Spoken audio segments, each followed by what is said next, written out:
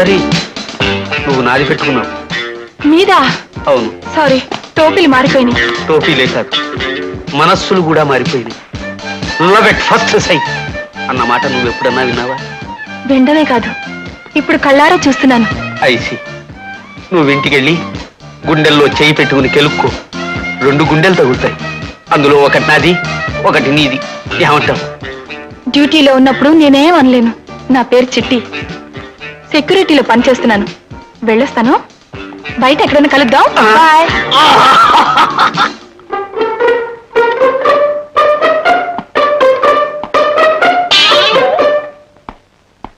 Hello Yugandhar, hi Chanakya. How are you? Okay fine. ఏంటిలో వచ్చావు?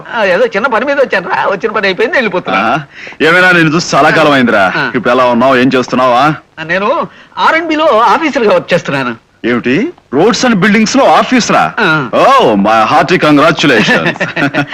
By the way, ఇది నా విజిటింగ్ కార్డ్. నువ్వు ఎప్పుడైనా వచ్చి సరదా కలుస్తూ ఉండు. ఓకే. మొత్తానికి గెటప్ లో భలే అందంగా ఉన్నావురా. Thanks for your compliment. Carry on, carry on.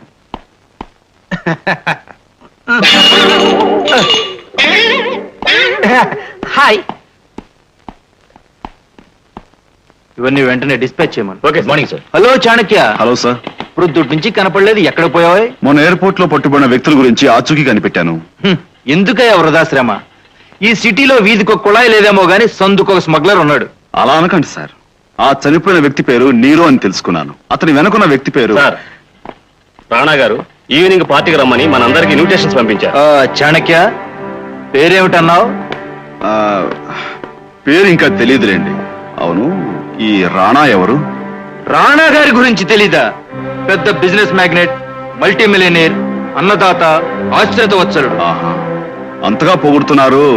అతను మీకు బంధువా? కాదు, దీనబంధు. సార్, రాణా గారు మీకు ప్రత్యేక ఆహ్వానం పంపారు.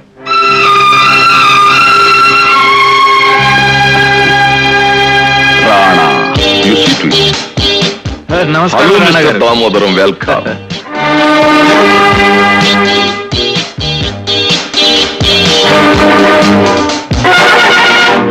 Hello mister Chanakya, welcome.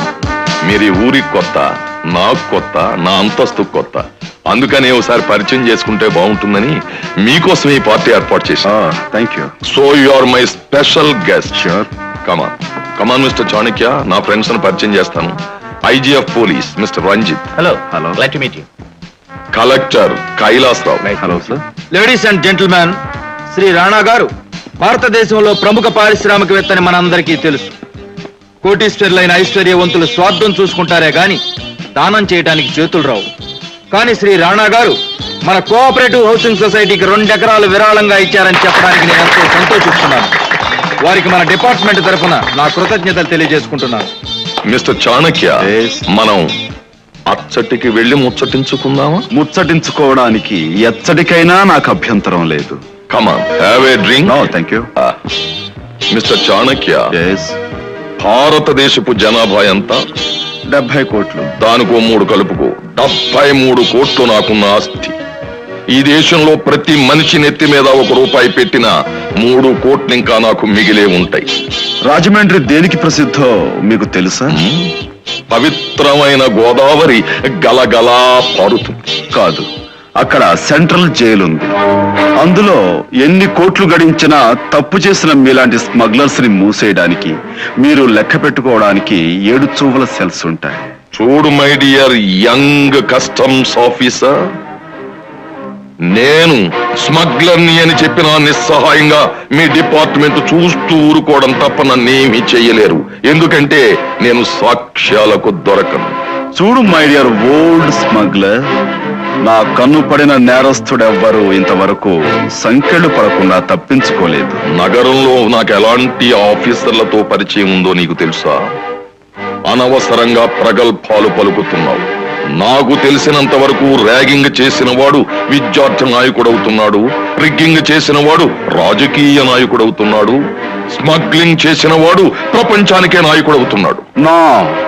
నాకు తెలిసినంత వరకు ర్యాగింగ్ చేసిన వాడు కాలేజీ నుంచి డీబార్ అవుతున్నాడు, రిగ్గింగ్ చేసిన వాడు ఎలక్షన్స్ నుంచి డీబార్ అవుతున్నాడు, స్మగ్లింగ్ చేసిన వాడు జైలు బార్స్ వెనక్కి వెళ్లి తీరుతాడు. Challenge challenge is my game.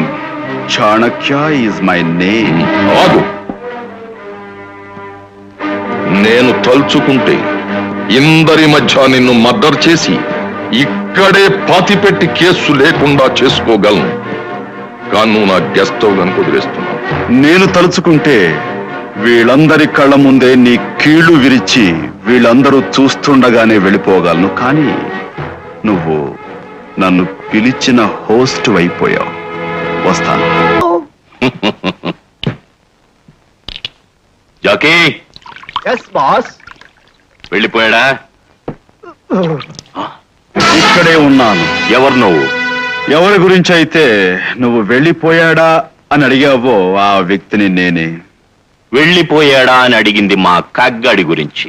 మీ కాకిగాడు కావు కావును అరవటానికి గొంతు రాక నా కాళ్ళ కిందే ఉన్నాడు. ఎందుకు వచ్చావు ఇక్కడికి? జైలు నుంచి విడుదలైన నువ్వు ప్రకృతి సేవా సదనానికి ఎందుకు వెళ్ళావు?